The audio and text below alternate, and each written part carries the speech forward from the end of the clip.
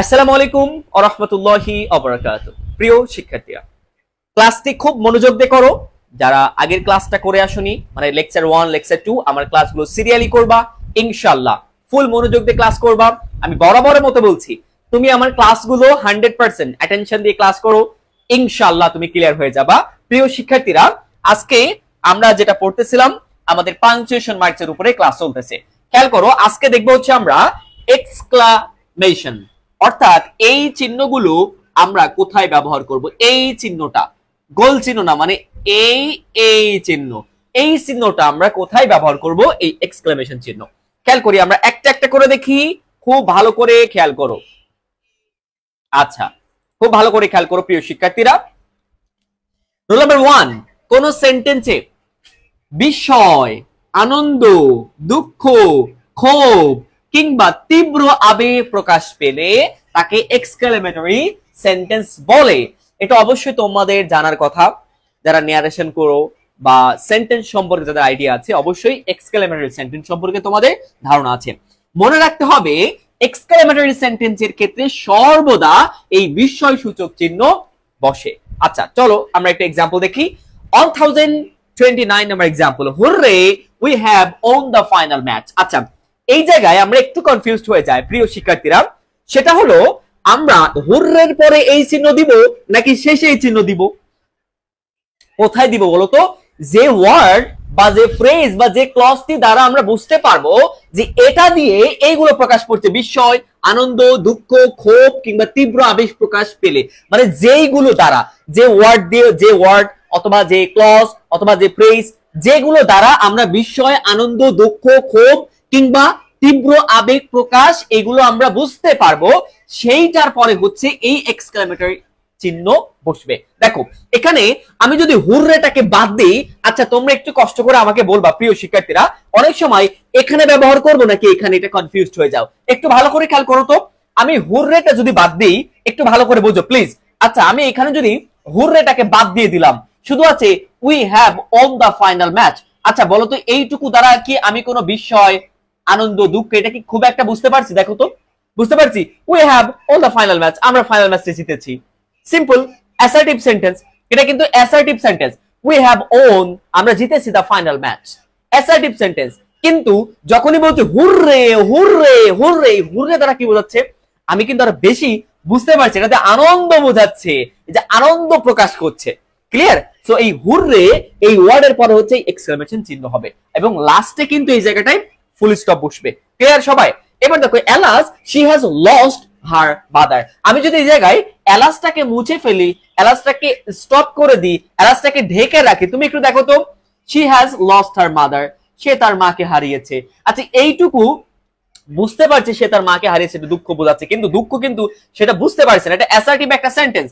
কিন্তু আমি যখনই বলছি alas alas she has lost her mother, সে তার মাকে হারিয়েছে, তখন কিন্তু এলাস দিয়ে আমরা বুঝতে পারছি। সো এলাসের পরে কিন্তু এই চিহ্নটা বসে যাবে, এক্সক্লেমেটরি চিহ্ন। ক্লিয়ার হয়েছে?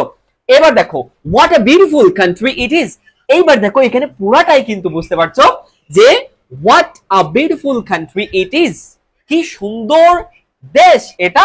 তাহলে এই লাস্টে বসবে এখানে। Clear? How fantastic the Taj Mahal is, এখানে লাস্টে বসছে। ক্লিয়ার? সো যেখানে দেখবো আমরা ওয়ার্ড বা ফ্রেজ দ্বারা বুঝাই, সেই ওয়ার্ড বা ফ্রেজের পরে এটা বসবে। আর না হলে যদি পুরা বাক্যটি দ্বারা বোঝায়, তাহলে পুরা বাক্যের শেষে বসবে। What a beautiful country it is, how fantastic the Taj Mahal is. Clear হয়েছে? আচ্ছা, আশা করি সবাই ক্লিয়ার হয়েছে আমরা। আচ্ছা প্রিয় শিক্ষার্থীরা, একটু মনোযোগ দাও সবাই। আচ্ছা, রুল নাম্বার 1টা সবাই আশা করি আলহামদুলিল্লাহ আমরা ক্লিয়ার হয়েছি। প্রিয় শিক্ষার্থীরা, তোমরা যারা ইংলিশটা নিয়ে খুবই টেনশনে আছো, খুবই ডিপ্রেশনে আছো, এত টেনশনে শেষ। সো প্রিয় শিক্ষার্থীরা, কোনো টেনশন না করে তুমি চাইলে কিন্তু আমার সাথে আমার অনলাইনে, বাংলাদেশের যে কোনো প্রান্ত থেকে তুমি কিন্তু অনলাইনে পেইড ব্যাচে যুক্ত হতে পারো। একদম বেসিক থেকে ধরে ধরে প্রত্যেকটা টপিক তোমাকে গুছিয়ে দেওয়া হবে, কোনো টেনশন করার কিচ্ছু নাই। যারা একদম বেসিক থেকে শিখতে চাও, অথবা মোটামুটি পারো, অথবা মোটামুটি ভালো পারো, তুমি যে লেভেলের স্টুডেন্ট হয়ে থাকো, তুমি চাইলে কিন্তু আমার অনলাইন প্রাইভেট ব্যাচে ভর্তি হতে পারো। তোমাকে একদম বেসিক থেকে দায়িত্ব নিয়ে পড়ানো হবে। জাস্ট তুমি আমার প্রাইভেট ব্যাচে যে গাইডলাইন দেওয়া হবে, ওই গাইডলাইন অনুযায়ী ভালো করে ঠিকঠাক মতো পড়াশোনা করবা, গাইডলাইনটা ফলো করবা। ইনশাআল্লাহ তুমি অবশ্যই ইংলিশে ভালো করতে পারবা। এবং তুমি যদি আমার পেইড ব্যাচের পুরো গাইডলাইন খুব ভালো করে ফলো করো, তুমি ইংলিশে যতই দুর্বল হও, তোমার ইংলিশের একদম বেসিক থেকে ধরে ধরে পড়ানোর এবং শেখানোর এবং ভালো করিয়ে দেওয়ার দায়িত্ব আমি নিচ্ছি ইনশাআল্লাহ। আল্লাহর রহমত থাকলে ইনশাআল্লাহ তুমি অবশ্যই ভালো করতে পারবা। ওকে প্রিয় শিক্ষার্থীরা, সো যারা পেইড ব্যাচে ভর্তি হতে চাও, পেজ থেকে যারা লাইভে আছে এখন পেজের ইনবক্সে মেসেজ দিবে, আর যারা পরে রেকর্ডেড করবা মানে হচ্ছে ইউটিউব চ্যানেল থেকে তোমরা হোয়াটসঅ্যাপে মেসেজ দিবে অথবা কল সেন্টারে কল করবা। ওকে, কোনো টেনশন করতে হবে না, ইংলিশ ইনশাআল্লাহ ভালো হবে। আচ্ছা, তো এখান থেকে আমরা যেটা দেখলাম যে রুল নাম্বার 1টা আমরা এক্সক্লেমেশন দেখলাম। ওকে ফাইন, এবার আমরা দেখব অ্যাপোস্ট্রফি কমা কোথায় বসে। এই যে অ্যাপোস্ট্রফি কমা অর্থাৎ এই নিচের কমা না, কিন্তু নিচের কমা না, অর্থাৎ মনে করো কি বললাম উপরের কমা। আচ্ছা এখানে দেখাই আমি, এই দেখো শাইনের সাথে উপরে কমা, নিচে না, কিন্তু মামুনের সাথে উপরে কমা, নিচে কমা না। অ্যাপোস্ট্রফি বলতে ওই নাউনটার উপরে কমা হয়। দেখো অ্যাপোস্ট্রফি কমা কোন নাউন এর পজেসিভ, পজেসিভ মানে কি অধিকার বা মালিকানা বোঝাতে নাউনের শেষে অ্যাপোস্ট্রফি ও এস বসে। আচ্ছা খেয়াল করো, আমি তোমাদের সিম্পল একটা যদি বলি যে পজেসিভটা কি, খুব ভালো করে দেখো। আমি যদি বলি যে মাই, আমার, আওয়ার, তোমার, এই সরি আমাদের, এই যে মাই, আমার, আওয়ার, আমাদের, ইয়োর, তোমার বা তোমাদের, এগুলো প্রোনাউন, এগুলো পজেসিভ, এগুলো অধিকারে। আমার, তোমার, তাদের, আমাদের, এগুলো কি অধিকারে বোঝাচ্ছে। এই বইটা আমার, এটা আমার অধিকারে আছে। ক্লিয়ার? এই কি বলতো, এই কলমটি তোমার, তোমার অধিকারে আছে।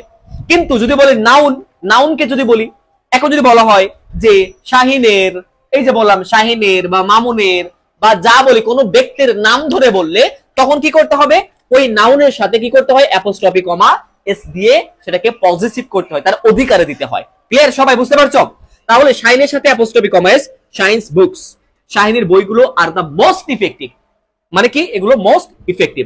দিস ইজ মামুনস হাউস, এটা হলো মামুনের হাউস। এই যে মামুনের হাউস, তাহলে মামুন, মামুন হাউস বলে কিন্তু হবে না, মামুন হাউস না, মামুনস হাউস। ওকে, অ্যাপোস্ট্রফি কমা এস, মামুনস হাউস, মামুনের হাউস। ক্লিয়ার? তাহলে আশা করি আমরা অ্যাপোস্ট্রফিটা বুঝতে পেরেছি যে অ্যাপোস্ট্রফি কমা কোথায় বসাতে হয়। আচ্ছা এবার আরেকটু নিচে দেখো, খেয়াল করে নোটটা দেখো। নোট, কিছু এস বা ইএস যুক্ত প্লুরাল নাউনের ক্ষেত্রে শুধু অ্যাপোস্ট্রফি বসে। দেখো এখন দেখলাম এগুলো সিঙ্গুলার, যেমন শাহিন সিঙ্গুলার অ্যাপোস্ট্রফি কমা এস, মামুন সিঙ্গুলার অ্যাপোস্ট্রফি কমা এস। কিন্তু এবার কি বলছে, কিছু এস বা ইএ যুক্ত প্লুরাল নাউন, প্লুরাল নাউন যে এস বা মানে এস বা ইএ যুক্ত করে প্লুরাল করা আছে, তখন কি হবে, তাহলে কিছু এস বা ইএ যুক্ত প্লুরাল নাউনের ক্ষেত্রে শুধু অ্যাপোস্ট্রফি বসে। যেমন রুনা রিডস, রুনা রিডস, রুনা পড়ে ইন আ গার্লস কলেজ। এখানে দেখো গার্লস কিন্তু প্লুরাল করা আছে, মেয়েরা, গার্লস কি প্লুরাল করা আছে না? প্লুরাল যেহেতু করা আছে তাহলে জাস্ট এই এস এর পরে অ্যাপোস্ট্রফি হবে। যারা অনেকেই তোমরা গার্লস কলেজ বা গার্লস স্কুলে পড়ো অথবা বয়েজ কলেজ বা বয়েজ স্কুলে পড়ো, তোমাদের জন্য কিন্তু এটা খুব ইম্পর্টেন্ট। আশা করি তোমরা জানো যখন নাম লেখা থাকে বয়েজ কলেজ বা গার্লস কলেজ বা গার্লস স্কুল, খেয়াল করবা এই দেখো গার্লস প্লুরাল, উপরে অ্যাপোস্ট্রফি কমা এস, প্লুরালের পরে অ্যাপোস্ট্রফি কমা জাস্ট। এখানে কিন্তু আবার এস দেওয়া যাবে না, অ্যাপোস্ট্রফি আবার এস দেওয়া যাবে না, আগে কিন্তু এস করা আছে, প্লুরাল করা হয়েছে। I passed SSC from boys school, boys, boys plural করা আছে, এস লাস্টে, তাহলে এখানে জাস্ট এস এর পরে অ্যাপোস্ট্রফি দিলেই কিন্তু হয়ে যাবে। ক্লিয়ার সবাই? সবাই ক্লিয়ার?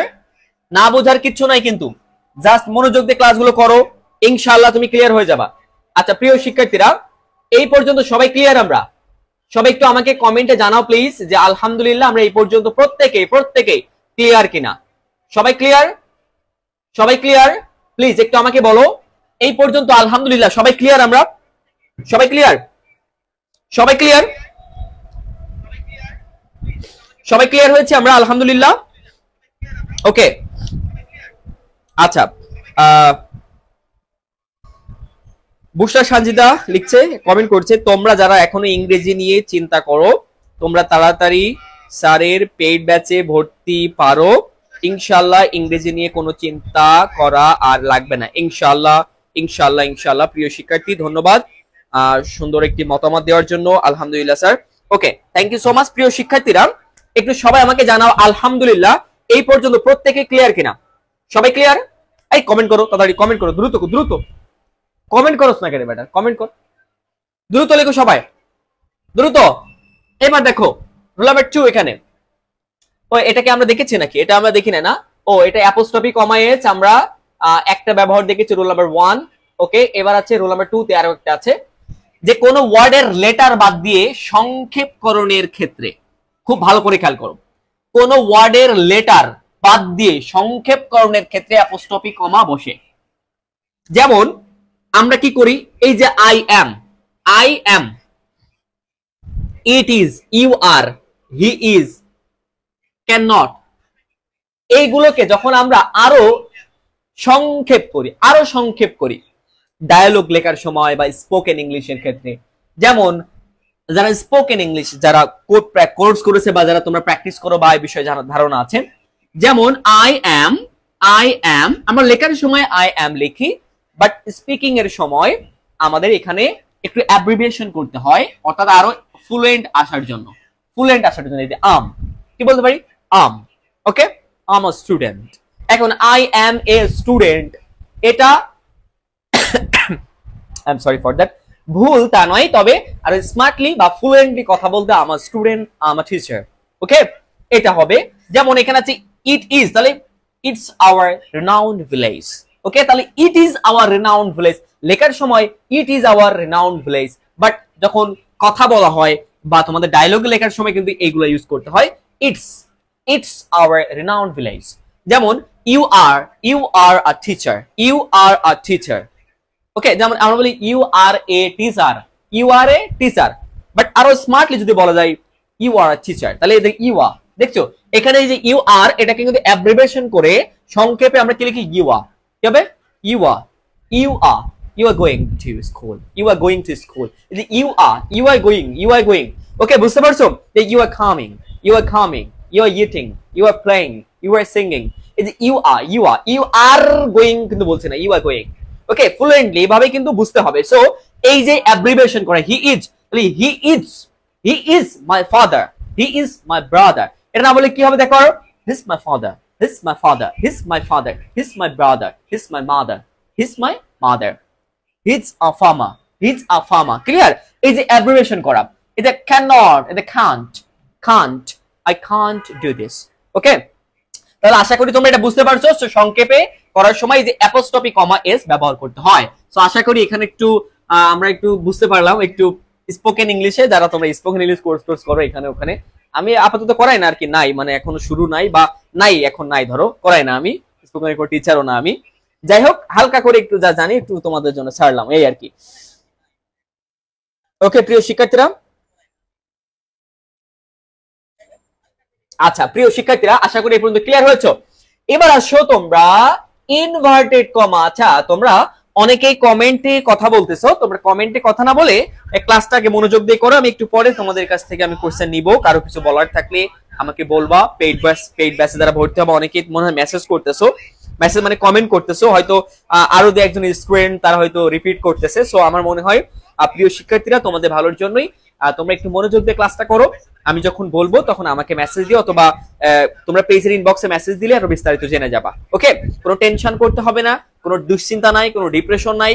সময় নষ্ট না করে প্লিজ, যারা এখনো তোমরা অগোছালো ভাবে আছো, যারা এখনো তোমার সামনে পরীক্ষা, খুব টেনশনে আছো, ডিপ্রেশনে আছো, এইসব না করে এই সময়টা কিন্তু নষ্ট হতেই আছে। সো প্রিয় শিক্ষার্থীরা তোমরা আমাকে পেজের ইনবক্সে মেসেজ করবে, যেমন ক্লিয়ার? ওকে, সময় নষ্ট করো না প্লিজ, কোনো টেনশন করো না, আমি আছি, জাস্ট আমার গাইডলাইনটা ফলো করবা, আমার প্রাইভেট ব্যাচে ইনশাআল্লাহ তুমি ভালো করবা। ওকে প্রিয় শিক্ষার্থীরা, খেয়াল করি আমরা ইনভার্টেড কমা কোথায় বসে। ইনভার্টেড কমা, আচ্ছা কি ইনভার্টেড বলো তো? এই দেখো কোন লেখার ওই যে উপরে দুইটা এমন থাকে, যারা ন্যারেশন করেছো তোমরা অবশ্যই এটা জানো। ওকে, ন্যারেশন যারা তোমরা করেছো, ইনভার্টেড কমা রিপোর্টেড স্পিচের আগে এবং পরে ইনভার্টেড কমা বসে। রিপোর্টেড স্পিচটা কি বলতো? ন্যারেশন বুঝো না? ওই যে ডিরেক্ট স্পিচে ডিরেক্ট থেকে ইনডিরেক্ট করার সময় ওই যে রিপোর্টেড স্পিচ অংশে এরকম করে দুই পাশে কমা দেয়া থাকে, ইনভার্টেড কমা। ওকে, সো দেখো যেমন মাদার সেইড, এই দেখো অলওয়েজ স্পিক দ্য ট্রুথ, এই দেখো আগে ও পরে, রিপোর্টেড এই স্পিচের আগে ও পরে কি বসে? ইনভার্টেড কমা বসে। He said to me have you written the book, এই দেখো এখানে এটাকে রিপোর্টেড স্পিচ, আগে এবং পরে কি বসেছে? ইনভার্টেড কমা বসেছে। ক্লিয়ার প্রিয় শিক্ষার্থীরা? আমার মনে হয় তোমরা মনোযোগ দিয়ে ক্লাস করলে এইটুকু কঠিন ডিফিকাল্ট কোনো কিছুই না, জাস্ট একটু সিরিয়াস হতে হবে, ব্রেইনটাকে একটু কুল রেখে ক্লাসগুলো করতে হবে অ্যাটেনশন দিয়ে। ওকে, সো টেনশন করার কোনো কিছু নাই প্রিয় শিক্ষার্থীরা। আচ্ছা, তোমরা যারা পেইড ব্যাচে ভর্তি হতে চাও তোমরা কমেন্টে এত কথাটা বলে তোমরা ক্লাসটা সুন্দর করে করো, আর হচ্ছে পেজের ইনবক্সে মেসেজ দাও অথবা হোয়াটসঅ্যাপে মেসেজ দিও, ঠিক আছে? 01705712416 তোমরা এই হোয়াটসঅ্যাপে আমাকে মেসেজ দিবা, ঠিক আছে? হোয়াটসঅ্যাপে মেসেজ দিয়ে কোর্স ডিটেইলস জেনে নিবা, তোমার এইচএসসি ব্যাচ কত হোয়াটসঅ্যাপে বলে দিবা, ঠিক আছে? অথবা পেজের ইনবক্সে মেসেজ করবা, কোনো টেনশন নাই ইনশাআল্লাহ, কোনো টেনশন নাই প্রিয় শিক্ষার্থী, তুমি কোনো টেনশন করো না, জাস্ট টেনশন আমার উপরে ছেড়ে দাও ইনশাআল্লাহ, জাস্ট যেভাবে বলবো সেইভাবে গাইডলাইনটা ফলো করবা। আচ্ছা, এবার আসো হাইপেনের ব্যবহারটা দেখো। হাইপেন সাধারণত দুই বা ততোধিক ওয়ার্ড এর সমন্বয়ে কম্পাউন্ড গঠিত হয়, আর কম্পাউন্ড ওয়ার্ড গঠন করার ক্ষেত্রে হাইপেন ব্যবহৃত হয়। একটু ভালো করে মনোযোগ দাও তো, আবারও কি বলেছি? সাধারণত দুই বা ততোধিক, কি বললাম? সাধারণত দুই বা ততোধিক ওয়ার্ড এর সমন্বয়ে, দুই বা ততোধিকের ওয়ার্ড সমন্বয়ে, সাধারণত দুই বা ততোধিক ওয়ার্ড এর সমন্বয়ে মানে একত্রিত হয়ে কম্পাউন্ড ওয়ার্ড গঠিত হয়, আর কম্পাউন্ড ওয়ার্ড গঠন করার ক্ষেত্রে হাইপেন ব্যবহৃত হয়। যেমন আমরা বলি কি ফাদার ইন ল, এই দেখো ফাদার একটা ওয়ার্ড, ইন একটা ওয়ার্ড, ল একটা ওয়ার্ড। ওকে, সো তিনটা ওয়ার্ড মিলে একটা কম্পাউন্ড হয়েছে, কম্পাউন্ড দেখো কম্পাউন্ড ওয়ার্ড হয়েছে, অর্থাৎ father hyphen, in hyphen law, mother in law, sister in law, up to date, 1/3 clear? এই জায়গায় হচ্ছে হাইপেন গুলো ব্যবহার করতে হয়। এটা কঠিন কিছু না প্রিয় শিক্ষার্থীরা, সহজ। তো আলহামদুলিল্লাহ, আর প্রত্যেকটা ক্লাস নেওয়া হচ্ছে আমার এই বইটা থেকে, ক্লাস নেওয়া হয় আমার এই লেকচার বইটা থেকে, এই বইটা থেকে ক্লাস নেওয়া হয়। এবং তোমরা যারা আমার পেইড ব্যাচে ভর্তি হয়েছো বা হবা বা হচ্ছো বা হয়েছো আর কি, যাই হোক, যারা তোমরা আমার পেইড ব্যাচের স্টুডেন্ট বা তোমরা যারা আমার পেজে ক্লাস করো, ফ্রি ক্লাস করো, অথবা ইউটিউব চ্যানেলে ফ্রি ক্লাস করো, তোমরাও কিন্তু চাইলে আমার এই লেকচার বইটি সংগ্রহ করতে পারো। এই বইটি থেকে ক্লাস নেওয়া হচ্ছে, জাস্ট যেই বই থেকে আমি লেকচার দিচ্ছি সেটা হলো এই বইটা থেকে। তো তোমরা চাইলে কিন্তু এই সেম এই বইটা তোমাদের পড়ার টেবিলে রাখতে পারো এক কপি। আশা করি এক কপি রাখলে তোমার কোনো লস হবে না, ইনশাআল্লাহ ভালো কিছু হবে। ক্লাসগুলো সুন্দর করে করো। আর প্রিয় শিক্ষার্থীরা, যারা তোমরা ইংলিশটা নিয়ে খুবই টেনশনে আছো, খুবই ডিপ্রেশনে আছো, কোনো টেনশন করো না প্লিজ প্লিজ প্লিজ, মনোযোগ মানে কোনো টেনশন না করে, সময় নষ্ট না করে, জাস্ট কিছু সম্মানের বিনিময়ে তুমি চাইলে আমার প্রাইভেট ব্যাচে জয়েন করতে পারো। আশা করি তোমার পুরা দায়িত্ব নিয়ে পড়াবো। যেইটুকু সময় আছে তোমার, এই সময়টুকু কাজে লাগাও। অনেক সময় গিয়েছে, এই সময়টুকু একটু কাজে লাগাও। যখন রেজাল্ট দিবে তখন যদি তোমার ইংলিশে খারাপ রেজাল্ট চলে আসে, ফেল হয়, অথবা সি গ্রেড বা ডি গ্রেড এসেছে, তখন কিন্তু মনে বুঝ আসবে না কখনোই। ওকে, আবার পাশে একজন আছে সে ভালো করেছে, তখন তো আরো জ্বালা ধরে যাবে। কাছের খুব বন্ধু, ও ভালো রেজাল্ট করেছে আর আমার খারাপ রেজাল্ট হয়েছে, তখন কিন্তু তুমি বাইরেও আসতে পারবা না, ওর সামনেও যাইতে পারবা না, ওর 14 গোষ্ঠীর সামনে যাইতে পারবা না। আমার ভাইপো, আমার ভাতিজা এই করছে, আমার ভাইপো সেই করেছে, ওই এ প্লাস পাইছে, আরেকটু করে জন্য গোল্ডেন হয়নি, হ্যাঁ আরেকটু করে জন্য এ প্লাস মিস হয়ে গেছে, এই যে বলবে তোমার, তুমি ভাববা আমার তো বি গ্রেড হয়েছে, আমার তো সি গ্রেড হয়েছে, আমার তো এ মাইনাস হয়েছে, লজ্জা লাগবে, তখন খারাপ লাগবে না? সো এখনো সময় আছে, সময়টাকে ভালো করে কাজে লাগাও। আশা করি এই সময়টাকে ভালো করে কাজে লাগালেও অনেক ভালো কিছু করা সম্ভব। একটা মাস 30 দিন মানে অনেক কিছু, আরো বেশি আছে তোমাদের, জাস্ট 30 দিন মানে অনেক কিছু। জাস্ট সিরিয়াসলি একটু ভালো করে কাজে লাগাইতে হবে সময়টা, ইনশাআল্লাহ ইনশাআল্লাহ ইনশাআল্লাহ ভালো কিছু হবে প্রিয় শিক্ষার্থীরা। আচ্ছা, তোমাদের এখন কারো কিছু বলার থাকলে এবার আমাকে কোশ্চেন করতে পারো। আমাদের প্রাইভেট সম্পর্কে, মানে প্রাইভেট ব্যাচ সম্পর্কে কারো কোনো প্রশ্ন থাকলে আমাকে করতে পারো প্রিয় শিক্ষার্থীরা। যারা এসএসসি 24, 25 বা 26 যারা আছো, সবাই আমাকে আমি একটু সময় নিব, আমি লাইভ শেষ করে দিব, পরে আবার আমার পেইড ব্যাচের ক্লাস আছে রাতে, এরপরে আমার আবার প্রাইভেট ব্যাচের আমার ক্লাস নিতে হবে, ক্লাস আছে। সো একটু ঝটপট তোমরা একটু প্লিজ আমাকে বলো কারো কোনো কিছু জানার আছে কিনা। ওকে প্রিয় শিক্ষার্থীরা, একটু প্লিজ বলো। রিয়াদ মিয়া লিখছে 23 এসেছে ব্যাচ, 23 তো শেষ, 23 কি এখন? আচ্ছা ইনশাআল্লাহ। কারোর কিছু বলার আছে? প্রিয় শিক্ষার্থীরা, কারো কিছু বলার আছে? বললে আমাকে দ্রুত বলো, একটু দ্রুত বলো। আচ্ছা, তোমরা যাদের কিছু বলার আছে তোমরা এই পেজের ইনবক্সে মেসেজ দাও ঝটপট, যারা ভর্তি হতে চাও। আর অথবা যারা মানে যাদের ইনবক্সে মেসেজ দিতে পারো, তোমরা আমাদের আছে এই ক্লাসগুলো আরো দেখো, কোনো ভিডিওর মধ্যে দেখো, হোয়াটসঅ্যাপ নাম্বার আছে 01705712416, হোয়াটসঅ্যাপে মেসেজ দিবা, ঠিক আছে? ওকে প্রিয় শিক্ষার্থীরা, সবাই ভালো থাকো, সুস্থ থাকো। আর আমাদের পেজটা যারা এখনো ফলো দাওনি, পেজটা ফলো দিয়ে রাখতে পারো। এই লাইভ ক্লাসটি কিন্তু আমাদের ইউটিউবে আপলোড করা হবে, সো তোমরা ইউটিউব চ্যানেলটাও সাবস্ক্রাইব করে রাখতে পারো, সায়েন্স ইংলিশ সেম নাম ইউটিউব চ্যানেল এবং ফেসবুক পেজ। আজকে এই পর্যন্তই, সবাই ভালো থাকো, সুস্থ থাকো, দেখা হবে আগামী ক্লাসে ইনশাআল্লাহ। আসসালামু আলাইকুম ওয়া রাহমাতুল্লাহি ওয়া বারাকাতুহু।